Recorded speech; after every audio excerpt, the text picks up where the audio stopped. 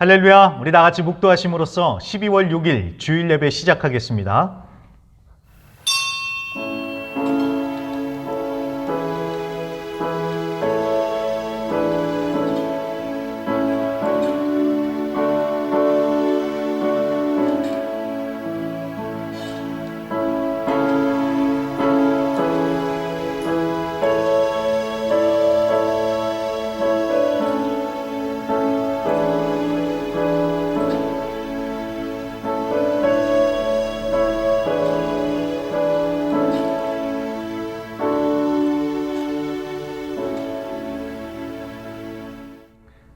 그리스도의 평강이 너희 마음을 주장하게 하라. 너희는 평강을 위하여 한 몸으로 부르심을 받았나니 너희는 또한 감사하는 자가 되라.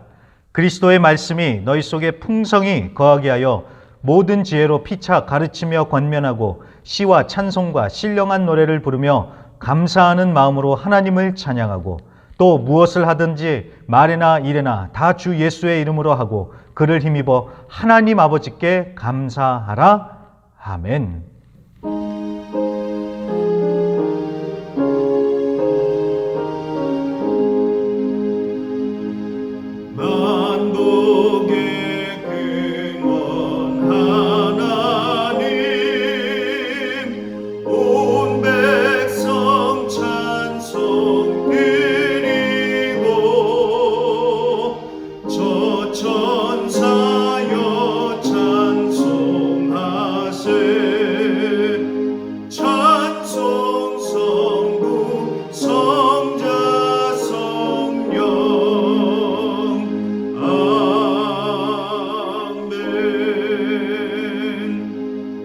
나는 전능하신 아버지 하나님 천지의 창조주를 믿습니다. 나는 그의 유일하신 아들 우리 주 예수 그리스도를 믿습니다. 그는 성령으로 잉태되어 동정녀 마리아에게서 나시고 본디오 빌라도에게 고난을 받아 십자가에 못 박혀 죽으시고 장사된 지 사흘 만에 죽은 자 가운데서 다시 살아나셨으며 하늘에 오르시어 전능하신 아버지 하나님 우편에 앉아 계시다가 거기로부터 살아있는 자와 죽은 자를 심판하러 오십니다. 나는 성령을 믿으며 거룩한 공교회와 성도의 교제와 죄를 용서받는 것과 몸의 부활과 영생을 믿습니다. 아멘.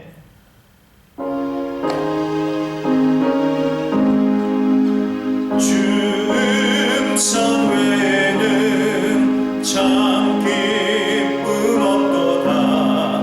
날 사랑하신 주 늘 계시옵소서. 기쁘고 기쁘도다. 항상 기쁘도다.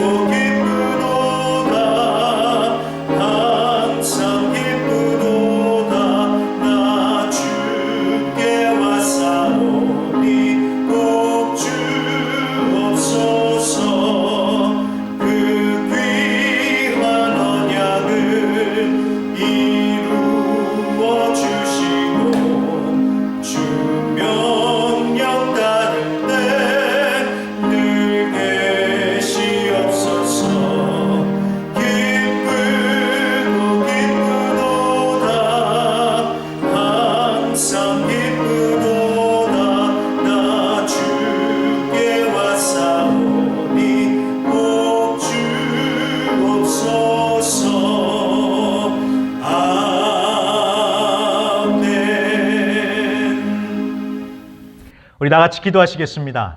하나님 아버지, 이렇게 12월 첫 주일을 맞이하여서 현장 예배로 또 이렇게 온라인 예배로 우리 순복음의 성도들이 함께 주님을 예배하며 주님께 영광 올려드릴 수 있는 이 귀하고 복된 시간을 허락해 주시니 감사합니다. 하나님께서 영광 받으시는 그런 예배가 되게 하여 주시옵시고, 어디에 있든지 간에 하나님을 예배하는 모든 심령들마다 성령의 충만함으로 하나님 함께하여 주셔서 온전히 전심으로 주님을 예배하는 이 시간 되게 하여 주시옵소서. 그래서 이 예배를 통하여 하나님을 만나는 가운데 우리의 심령이 새로워지게 하여 주시옵시고, 또 우리가 힘을 얻어서 담대하게 일어서는 그런 귀하고 복된 시간들 되게 하여 주시옵소서. 이제 주님의 말씀을 듣기를 원합니다. 주님의 말씀 앞에 섭니다. 하나님의 말씀을 잘 듣고 이해하고 그 말씀에 순종하면서 살아갈 수 있도록 성령님, 진리의 영이신 성령님께서 우리를 인도하여 주시옵소서. 감사드리며 예수님의 이름으로 기도합니다.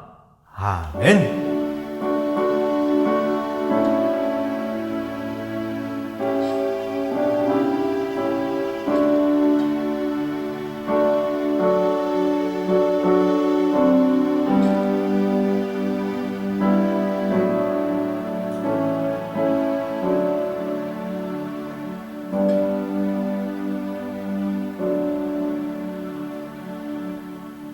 말씀 봉독하겠습니다. 베드로후서 3장 14절부터 18절입니다. 베드로후서 3장 14절부터 18절 다 같이 읽겠습니다. 그러므로 사랑하는 자들아, 너희가 이것을 바라보나니 주 앞에서 점도 없고 흠도 없이 평강 가운데서 나타나기를 힘쓰라. 또 우리 주의 오래 참으심이 구원이 될 줄로 여기라. 우리가 사랑하는 형제 바울도 그 받은 지혜대로 너희에게 이같이 썼고, 또 그 모든 편지에도 이런 일에 관하여 말하였을 때 그 중에 알기 어려운 것이 더러 있으니 무식한 자들과 굳세지 못한 자들이 다른 성경과 같이 그것도 억지로 풀다가 스스로 멸망에 이르느니라.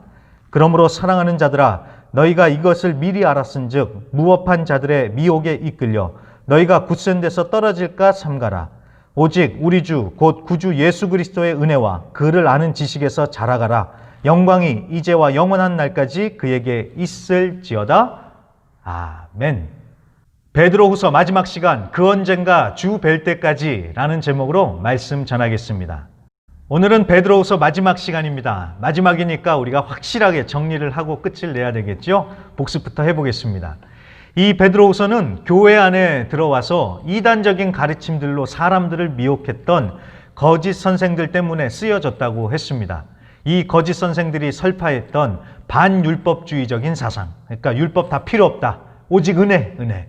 자, 그리고 자유를 외쳤지만 자유라고 포장을 했지 실상은 자기 욕망에 충실한 방종, 그러니까 막 나가는 막장이었었습니다. 그리고 지난주에 봤듯이 이 사람들은 주님이 다시 오실 것이다 라는 이 재림을 부인했던 사람들입니다. 그래서 주님은 반드시 다시 오시니까 주님 오실 날을 기대하면서 새하늘과 새 땅을 바라보면서 살아가라 라고 했던 것이 지난주의 말씀 내용이었습니다. 자, 이제 오늘은 베드로후서가 마무리가 되면서 이제 마지막 권면들이 나오고 있습니다. 앞에서 주님은 반드시 다시 오시니까 라고 했으니까 어떤 내용이 이어질까요? 당연히 주님 다시 오실 때까지, 그 언젠가 주 뵐 때까지 어떻게 살아야 하는지 그 얘기를 하겠지요. 그렇습니다. 그 언젠가 주 뵐 때까지 어떻게 살아야 하는지 세 가지로 정리해서 말씀을 보겠습니다. 먼저 첫째는 14절입니다. 주 앞에서 점도 없고 흠도 없이 평안 가운데서 나타나기를 힘쓰라. 아멘. 주님 다시 오실 때 주님 앞에 짠 하고 나타나야 하는데 점도 없고 흠도 없이 나타나도록 힘을 쓰라는 것입니다. 여기서 점도 없고 흠도 없다는 것은 구약시대 때 제사를 생각하면 됩니다. 하나님께 제사를 드릴 때 소나 양 같은 제물을 드려야 했는데 그냥 아무거나 이렇게 손에 잡히는 대로 드리는 것이 아니었지요. 점도 없고 흠도 없는 제물을 하나님께 드려야 했습니다. 이것은 설명이 필요 없는 당연한 것입니다. 하나님께 드리는 건데 어찌 아무거나 드릴 수 있겠습니까? 점도 흠도 없는 최고의 것을 드려야지요. 자, 그처럼 예수님 다시 오셨을 때 우리도 그렇게 점도 없고 흠도 없이 깨끗하고 온전한 모습으로 주님께 드려질 수 있도록, 주님 앞에 그렇게 나아갈 수 있도록 우리도 힘을 쓰라는 것입니다. 그 말은 결국 하나님의 백성답게 거룩하게 살기를 힘써라, 몸부림쳐라, 지금 이 말씀을 하고 있는 것입니다. 그래야지 나중에 하나님 앞에 평안으로 짠 하고 나타날 수 있는 것이지요. 생각해 보십시오. 하나님의 말씀과는 영 딴판으로 살고 있는데 갑자기 주님 딱 오셨다고 한번 생각을 해 보십시오. 자, 박수 치면서 주님 하면서 달려나갈 수 있겠습니까? 아니요. 평안이 아니라 불안과 부담으로 뒷공문이 빼면서 주랭랑을 칠 것입니다. 자, 그렇지 않도록 주님 오셨을 적에 정말 평안히 주님을 맞이할 수 있도록 점도 흠도 없이 살도록, 거룩하게 살도록 힘을 쓰라는 것입니다. 자, 둘째로 17절 마지막 부분에 굳센 데서 떨어질까 삼가라 라고 합니다. 이 말은 믿음 흔들리지 않도록 조심해라, 경계하라 라는 것입니다. 자, 그럴 수밖에 없는 것이 거짓 선생들이 요상한 가르침으로 성도들을 미혹하고 흔들어 놓고 있으니까 당연히 조심하라고 할 수밖에 없는 것이죠. 그래서 15절과 16절에 이 바울이 언급이 되고 있습니다.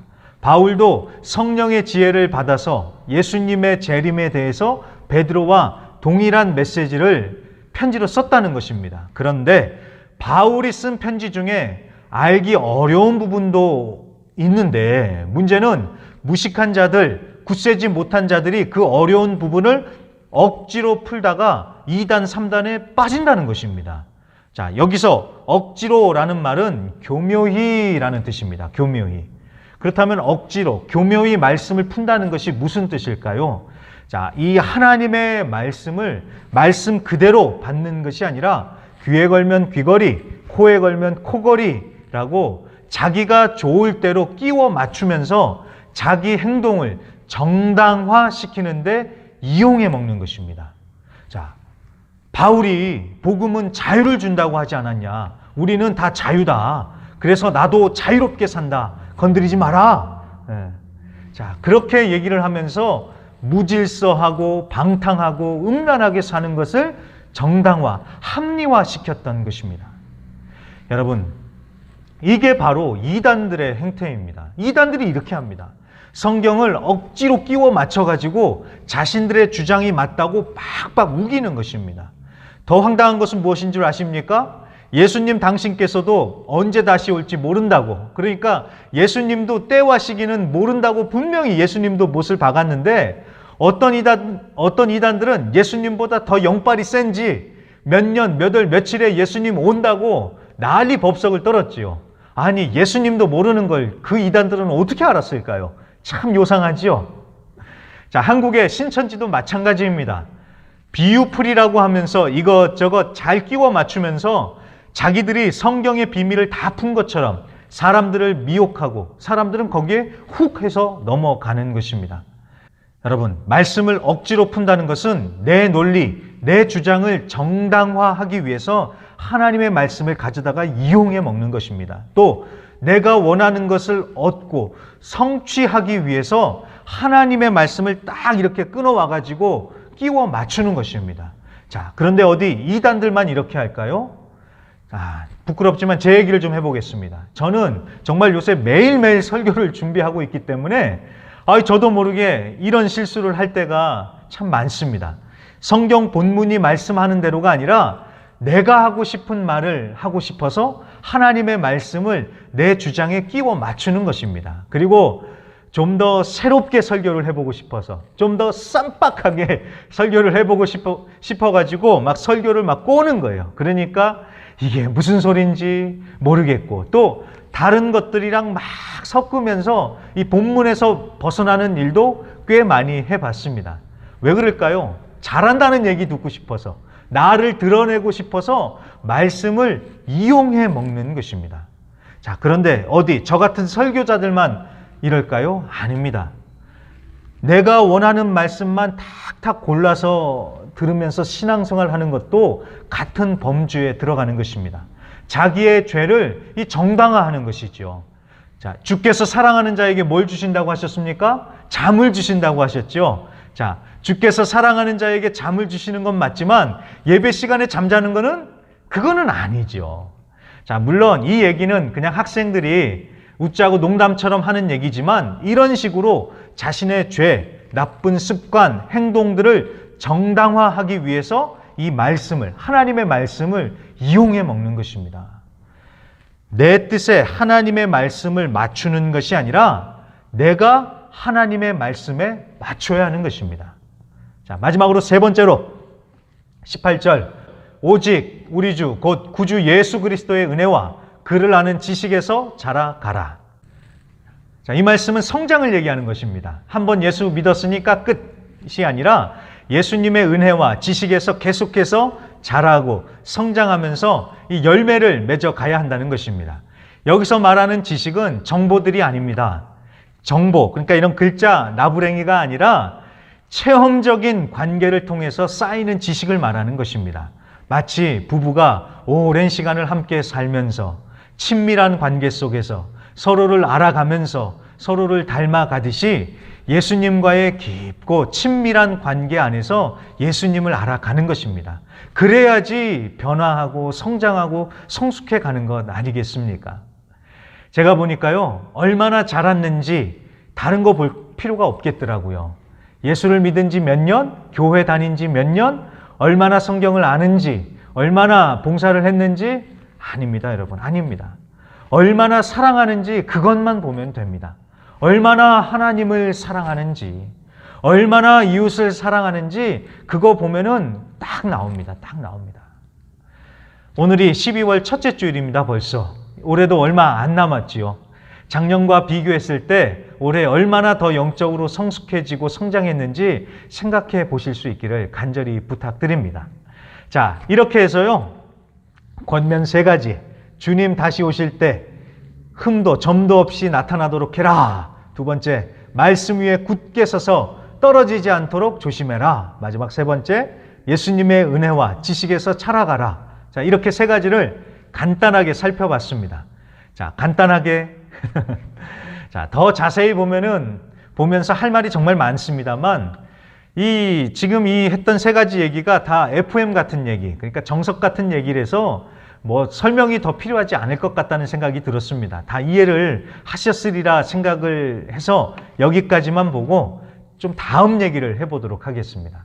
자, 무슨 얘기를 하려고 하냐면은 우리가 한번 생각해 보자는 것입니다. 우리가 지금 들었던 얘기 다 잘 아는 내용이고 너무나 당연한 얘기지 않습니까? 그런데 왜 이렇게 당연한 것, 잘 아는 것을 살아내기가 힘드냐 하는 것입니다.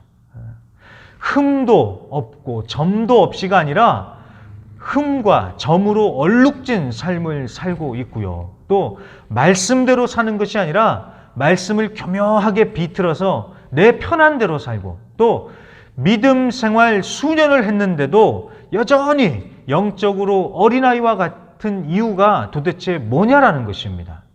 저는 베드로후서 3장 13절과 14절에서 그 답을 찾아보려고 합니다. 다시 한번 제가 읽어보겠습니다. 우리는 그의 약속대로 의가 있는 것인 새 하늘과 새 땅을 바라보는도다.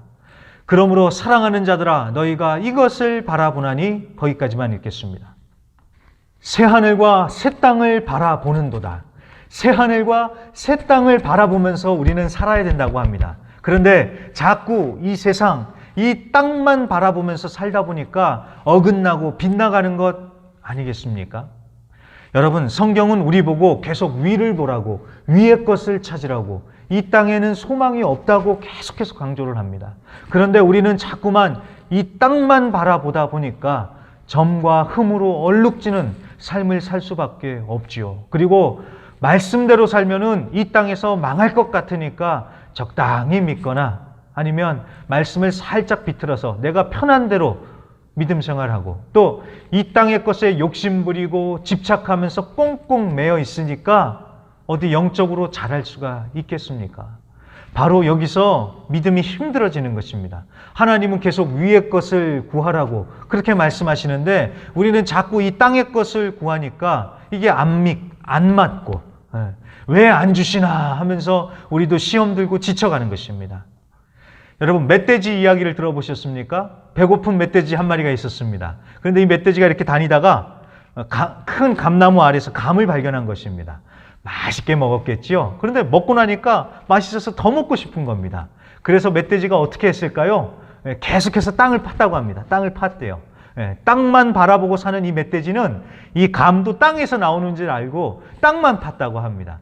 하지만 아무리 땅을 파봐야 감이 있겠습니까? 없겠습니까? 감 안 나오지요. 땅이 아니라 위를 바라보면은 그 감나무 위에 주렁주렁 매달려 있는 그 감을 봤을 텐데 이 하늘을 보지 않고 땅만 보니까 이 계속 땅만 파면서 헛수고만 하는 것입니다. 실제로 이 돼지는 하늘을 볼 수가 없다고 합니다. 고개를 15도까지밖에 못 든대요. 그래서 하늘을 못 본다고 합니다. 그러니 이 멧돼지도 마찬가지겠죠. 위를 보지 못하고 계속 땅만 파면서 이 헛수고만 하는 그런 어리석음을 범하고 마는 것입니다. 자, 우리가 바라고 소망을 둘 곳은 이 땅이 아닌 새 하늘과 새 땅, 영원한 하나님의 나라입니다. 말씀을 붙들고 그렇게 열심히 기도를 하지만 아직도 이 땅을 바라보고 있다면 그 모든 열심은 다 헛수고가 될 수밖에 없습니다. 거룩하게 살자, 말씀대로 살자, 영적으로 자라자, 주님께로 돌아가자, 부흥하자. 멋진 말들이지만 아직도 땅을 바라보고 있다면 그런 외침들은 허공을 치는 울리는 꽹과리가 될 수밖에 없는 것입니다. 다시 오실 주님, 새 하늘과 새 땅을 바라보는 근본적인 개혁이 일어나야 하는 것입니다. 그럴 때 오늘 말씀처럼 흔들리지 않는 믿음으로 이겨내면서 주님을 만나도 당당하게 주님 앞에 짠하고 나타날 수 있는 것입니다. 이창환 전도사님 얘기만 하고 말씀을 마치겠습니다. 한국 충현교회에 돌아가신 고 김창인 목사님이 해방 전부터 이분은 평안북도 의주에서 사역을 하셨더라고요. 그때 함께 사역했던 분이 바로 이 이창환 전도사님이신데, 이 해방이 되고 난 다음에 이제 공산당이 북쪽에 들어오면서 핍박이 시작됐다고 합니다. 그래서 많은 사람들이 이제 월남을 했는데, 그래서 이 김창인 목사님이 어느 날 이창환 전도사님을 붙들고 그런 얘기를 하셨대요. 자네가 나보다 영적인 깊이가 있고 말씀도 잘 전하니까 자네가 남쪽으로 내려가서 떠난 우리 교우들을 데리고 목회를 하게, 이렇게 얘기를 했다고 합니다. 그랬더니 이창환 전도사님이 아닙니다, 형님. 형님은 가족도 있으시고 우리 교우들은 형님을 따르는 거지 저를 따르지 않습니다. 저는 여기 남아서 피난 못 가신 분들 돌보고 여기 있겠습니다. 자, 이렇게 얘기를 했다고 합니다. 자, 이렇게 서로 옥신각신 하다가 결국은 김창인 목사님이 남쪽으로 가기로 하고 이창환 전도사님은 그대로 남아서 성도들을 돌봤다고 합니다. 자, 그렇게 소식이 끊겼대요. 그랬다가 한참 후에 이창환 전도사님의 소식을 듣게 된 겁니다.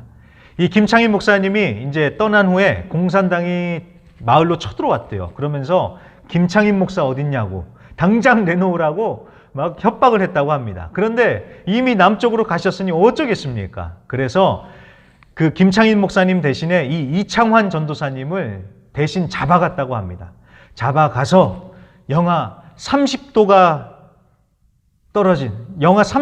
떨어진 그 추운 날씨에 큰 장독을 가져다 놓고 이 이창환 전도사님을 발가벗겨가지고 그 안에 들어가게 했다고 합니다. 그리고 나서 물을 가지고 와서 그 장독대에 부었대요. 자, 왜요? 얼려 죽이려고 한 거죠. 얼려서 죽이려고요. 자, 얼마나 두려웠겠습니까? 얼마나 무서웠겠습니까? 영하의 날씨에 물을 부으니까 이제 얼음이 얼기 시작하겠죠. 자, 바로 그때 이창환 전도사님은 찬송을 부르기 시작했다고 합니다. 하늘 가는 밝은 길이 내 앞에 있으니. 한동안 찬송이 이어지다가 점점 소리가 줄어들면서 결국 이창환 전도사님은 순교를 하셨다고 합니다. 정말 안타깝지요. 그리고 한편으로는 억울한 생각도 드셨겠어요. 자기는 그저 전도사이고 목사님 대신 잡혀와가지고 이렇게 죽게 됐으니 참 마음이 쉽지 않았겠습니까? 게다가 분명히 예수님을 배신하라고 회유하기도 했겠죠. 그런 유혹이 있었을 것입니다. 하지만 끝까지 믿음을 지키면서 찬송하다가 주님 품에 안길 수 있었던 것은 이 이창환 전도사님이 하나님의 나라를 바라보고 살았기 때문 아니겠습니까? 비록 이 땅에서는 그렇게 비참하게 수치와 고통스럽게 비명 행사를 했지만 끝까지 위를 바라보고 소망했던 이 전도사님은 얼마나 영광스러운 모습으로 주님 앞에 나아가서 기쁨과 평안으로 주님을 만나셨을까요? 여러분, 우리가 이 땅에 천년 만년 살 것도 아니고 주님 앞에 서게 될 것입니다. 주님이 먼저 오시든지 아니면 우리가 먼저 가든지 아무튼 우리 모두는 주님 앞에 서게 될 것입니다. 그때 불편하게 여기면서 숨을 것이 아니라 가슴 펴고 당당하게 주님 하면서 주님을 맞이해야 되지 않겠습니까? 그 언젠가 주 뵐 때가 올 것을 항상 기억하시면서 이 아래가 아닌 위를 바라보며 살아간다면 반드시 그렇게 멋진 모습으로 주님과 감격적인 만남이 이루어질 줄로 믿습니다. 우리 다 같이 좀 전에 이창환 전도사님이 부르셨던 그 찬송과 우리 다 같이 한번 불러보도록 하겠습니다. 이창환 전도사님이나 지금 우리는 하늘 가는 밝은 길을 걷고 있는 것입니다. 누구는 몇 년이 남았고 누구는 몇십 년이 남았을 뿐 우리가 이 땅에서 계속 사는 것이 아니라 우리 모두는 다 하늘 가는 길을 가고 있습니다. 오늘 이 찬송 부르시면서 이 땅이 아닌 하나님의 나라를 바라보시면서 마음을 확정하시고 굳건히 하실 수 있기를 바랍니다. 우리 다 같이 찬송하겠습니다. 하늘 가는 밝은 길이 내 앞에 있으니 슬픈 일을 많이 보고 늘 고생하려고 하늘 영광 밝음이 어두운 그늘 헤치니 예수 공로를 의지하여 항상 빛을 보고도다 내가 영영하는 일이 세상에 많은 주 속에 의심하게 걱정 늘 시험하여도 예수 보배로 높이 모든 것을 이기니 예수 공로를 의지하여 항상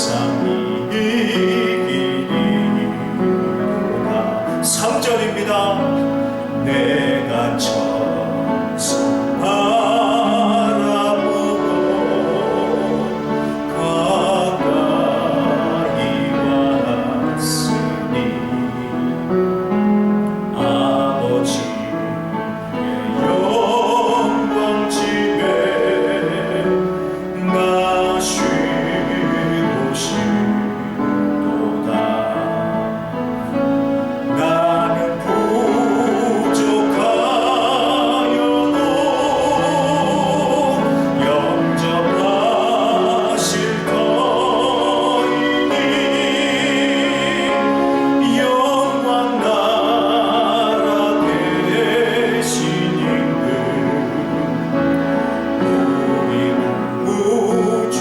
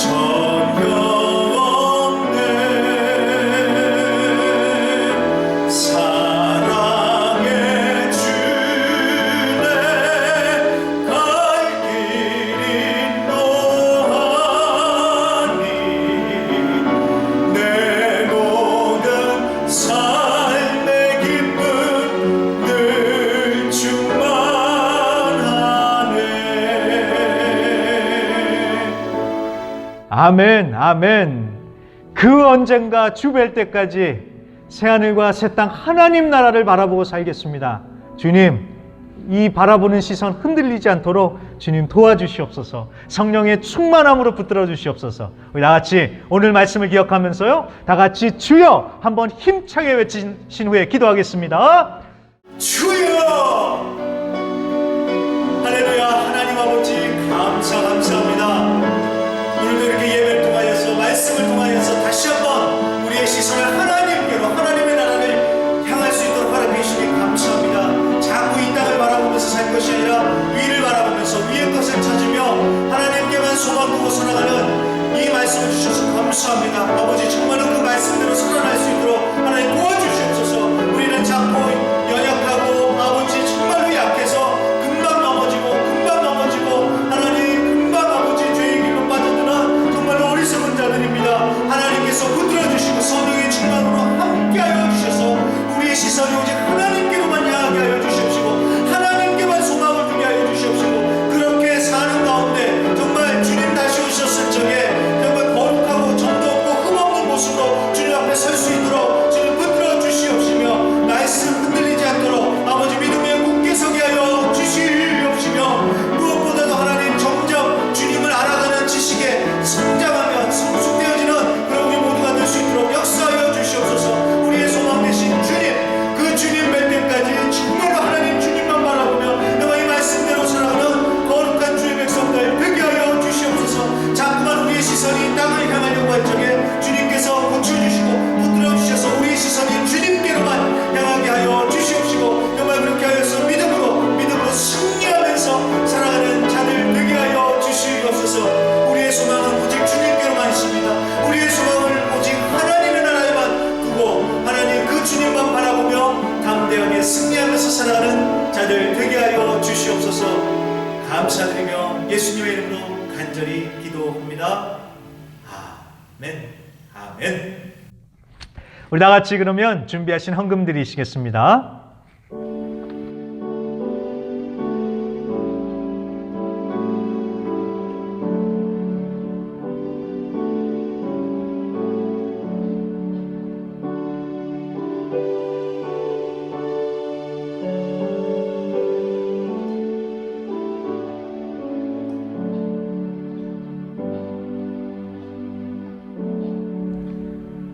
교회 소식입니다. 오늘부터 주일 오전 예배는 현장 예배와 온라인 예배로 병행되며 그 외의 모든 예배와 모임은 계속 온라인으로 유지합니다. 현장 예배에 참석하시는 분들은 방역수칙과 다음 안내문을 지켜주시길 부탁드립니다. 현장 예배 재개 안내사항, 예배실 입장 전에 손세정, 발열 체크, 출입 명부를 꼭 작성해 주세요. 성도 간 간격 유지를 위해 안전자리 스티커가 부착된 곳에 착석해 주세요. 마스크는 필수입니다. 예배 중에도 마스크를 반드시 착용해 주세요. 헌금은 예배당 입구에 헌금함에 직접 넣어 주세요. 주일학교는 계속 온라인으로 진행됩니다.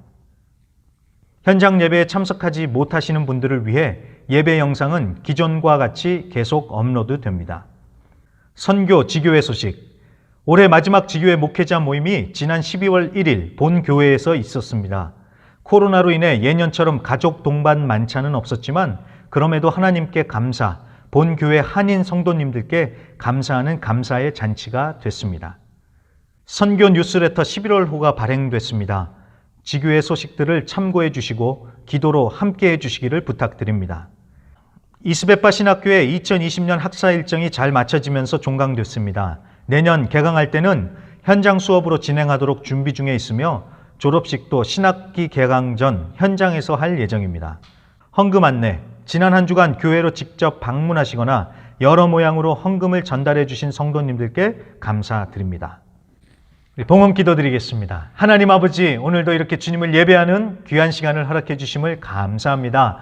하나님께 또 감사함으로 예물을 올려드리는 모든 손길들마다 하나님께서 기뻐 받아 주시옵시고 또 그 모든 손길들 위에 넘치는 축복과 은혜로 함께하여 주시옵소서. 영혼이 잘되고 범사가 잘되고 강건케 하여 주시옵시며 또한 예수의 이름으로 간절히 기도하는 모든 기도의 제목들이 주님의 뜻 가운데 이루어지는 역사가 일어나게 하여 주시옵시며 특별히 육신이 아파서 육신이 연약해서 힘들고 어렵고 고생하는 성도들이 있습니다. 하나님 예수의 보혈로 아픈 부위를 뿌리고 바르고 덮사오니 보혈의 능력으로 치유하여 주시옵소서. 고쳐 주시옵소서. 악한 병만은 떠나가게 하여 주시옵시고 건강하게 자리에서 일어나 하나님의 나라와 영광을 위하여 살아갈 수 있도록 육신을 고쳐 주시고 힘을 더하여 주시옵소서. 이제는 우리 주 예수 그리스도의 은혜와 아버지 하나님의 극진하신 사랑과 보혜사 성령님의 내주 충만 위로하심의 역사가 다시 오실 주님을 바라보며 새하늘과 새 땅을 바라보며 주 언젠가 뵐 때까지 주님께만 소망을 두며 살아가겠다고 결단하는 모든 성도님들 위해 이제로부터 영원토록 함께 있을지어다. 아멘.